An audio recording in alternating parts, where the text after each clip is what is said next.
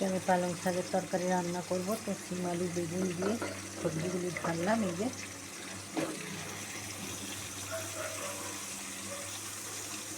সব সবজিগুলি ভাজা করে নেব। আগে নুন দিয়ে দিচ্ছি, একটু নুন দিয়ে ভাজা ভাজা করে নেব।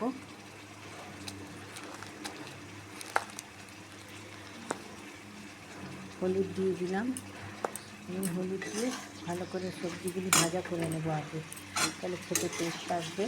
এই যে শিম আলু বেগুন কড়াইশুঁটি দিইনি এখনও, কড়াইশুঁটিও দেবো।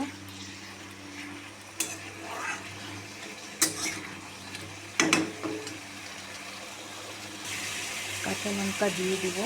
কাঁচা লঙ্কাগুলো খুব ঝাল, এগুলো বেশি দেবো না, একটুখানি ঢাকা দেবো, হয়ে যাবে, ভাজা হয়ে যাবে।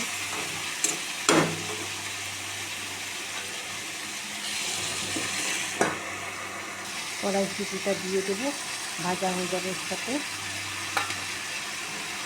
সব একসাথে ভাজা করে নামিয়ে রেখে দেবো। তারপরে পালং শাকটা দেবো। আমাদের এখানে কাজ চলছে না, খুব গাড়ি ঘোড়ার আওয়াজ চলছে, যার কারণে খুব আওয়াজ আসছে ভিডিওতে। মেশিন চলছে আর কি।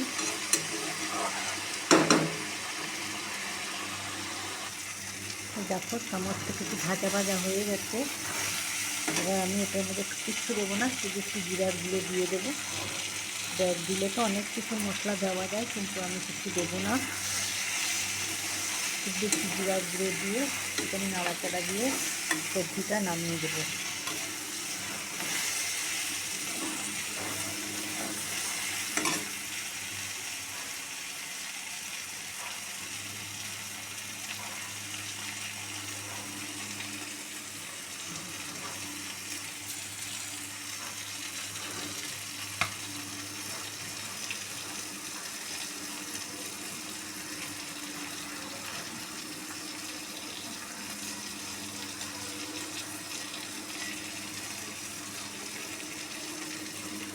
সব ভাজা ভাজা হয়ে গেছে, এবার সবজিগুলি নামিয়ে নেব। অন্যদিন তো অনেক কিছু মশলা টশলা দিয়েই যাচ্ছে, আমি কিচ্ছু দেবো না, শুধু একটু জিরা পাউডার দিয়েছি। যেগুলো পালং শাক এমনি খেতে ভালো লাগে, তো আজকে আমি একটু বেশি সবজি দিয়ে দিয়েছি। আমাদের এখানে রোডের এখানে কাজ চলছে না, মেশিন চলছে রোডের এখানে, তার কারণে খুব ডিস্টার্ব হচ্ছে ভিডিও করতে, পুরো আওয়াজ আসছে মেশিনের। এবার আমি পালং শাকটা বসাবো। তো 5 ফোড়ন দিয়ে দিলাম, 5 রকমের সবজি তো যার কারণে 5 ফোড়ন দিয়ে দিলাম। শুকনো লঙ্কা দিয়ে দিলাম, তেজপাতা দিয়ে দিলাম। এবারে শাকটা ছেড়ে দেবো। যে নুন হলুদ দিয়ে দেবো, এই যে নুন দিয়ে দিলাম, অল্পই দেবো, পালং শাক তো এমনিতেই নুনটা হয়। আর একটু হলুদ দিয়ে দিলাম, দিয়ে নাড়াচাড়া দেবো।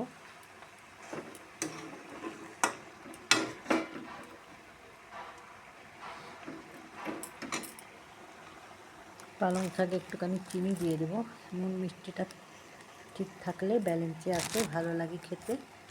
একটু চিনি দিয়ে দিলাম, চিনি দিয়ে একটু নাড়াচাড়া দেবো।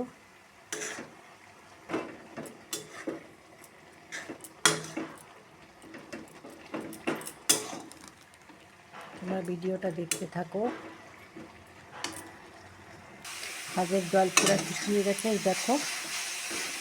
এবার আমি সবজিগুলি এর মধ্যে ঢেলে দেবো, ভাজা সবজিগুলি ছেড়ে দেবো। এই যে ভাজা সবজিগুলি সব ছেড়ে দিলাম, ভালো করে নাড়াচাড়া দিয়ে দেবো।